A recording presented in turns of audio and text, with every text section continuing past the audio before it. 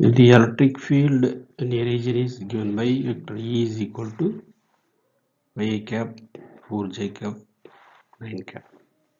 The electric flux through a surface of area 20 means lying in the YZ plane will be. YZ plane அப்படிங்கிறாங்க. அது வந்து உங்களுக்கு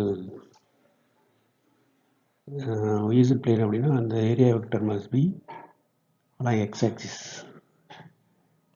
So vector A is equal to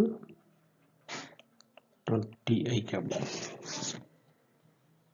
Because dot product அதெல்லாம் உங்களுக்கு வந்து that is phi is equal to electric flux phi is equal to E dot E vector E dot E நம்ம ஐ கொடுத்துருக்கோம். A vector வந்து 20 I cap, E vector வந்து I 5 I cap plus 5 j cap plus 9 cap. அப்போ 20 dot 5 remaining வந்து I dot j I dot k 0 ஆயிரும்.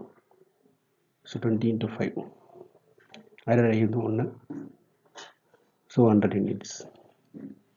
So option C 100 units is the correct option. Thanks for watching. Keep watching, subscribe and share.